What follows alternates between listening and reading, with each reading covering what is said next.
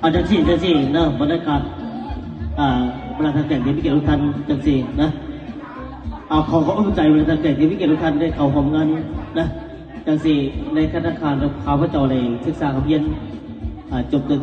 จากทฤษฎีการบังคับขับจังสี่นะต่อไปนี่ขอเชิญทั้งภรรยาของข้าพเจ้านี่เย็นเบียร์ให้คนละจอกนะเป็นการขอบใจ